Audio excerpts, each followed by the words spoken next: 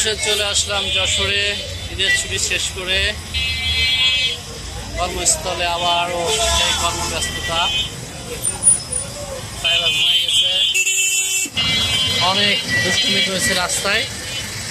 এখন সে ঘুমাচ্ছে, বাসার কাছে এসে ঘুমাই গেছে। তো এত সময় জার্নি করলাম, বাসার উদ্দেশ্যে যাচ্ছি। পাশে মনিটর আছে, সিনেমা হল।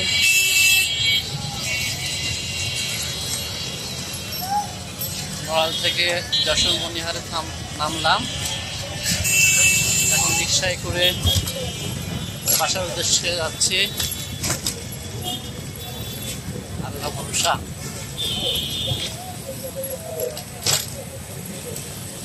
বাসায় 5 দিন ছুটি কাটিয়ে চলে আসলাম।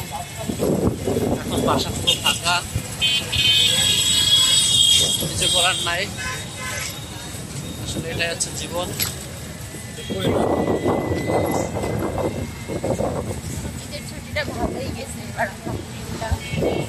তবে ঈদে কোথাও বের হতে পারি নাই, প্রচুর গরম। গরমে আসলে কোথাও বের হওয়া হয়নি, বাসার মধ্যে থাকছি। এই নামাজ পড়ে এসে বাসায় রেস্ট করা হয়েছে, বাইরে কোথাও যাওয়া হয়নি, আত্মীয়স্বজনের বাসাও যাওয়া হয়নি। যা আসলে প্রোগ্রাম ছিল, আসলে যে গরম তাই আমরা ছোটো দেখে এর জন্য আমরা গেলাম না, যে ও ছোটো রয়েছে একটা সমস্যা হতে পারে গরমের জন্য। প্রচুর গরম, আপনারা জানেন যে প্রচুর গরম পড়তেছে। তো এই আর কি, ভালোই আর কি। দাদা বাসায় যে অনেক আনন্দ করছে, মাটিতে ঘুরে বেড়াইছে, হাঁটছে, দৌড়াইছে। এটা অবশ্য ড্রাইভারের জন্য অনেক স্পেশাল ছিল, যেহেতু এটা প্রথম ঈদ ছিল দাদা বাড়ি। এই জন্য আসলে ও অনেক এনজয় করছে, সবার সাথে অনেক ঘুরছে আর কি ও এলাকায়। তো দাদারা অনেক খুশি হয়েছে ওকে পেয়ে। আসলে প্রথম ঈদ ছিল ওর। তো সব কিছু মিলে আলহামদুলিল্লাহ। দাদার অনেক মন খারাপ, তাই বা বাসাটা একদম মাথায় রাখছিল। আমরা যখন চলে আসি রাস্তায় একদম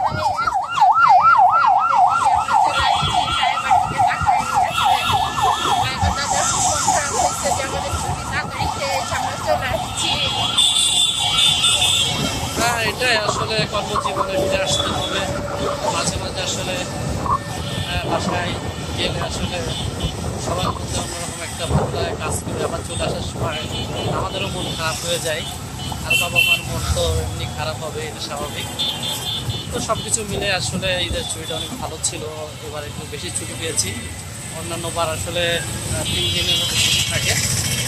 তো এবার আর কি বেশি ছুটি পেয়েছি, 5 দিনের মতো।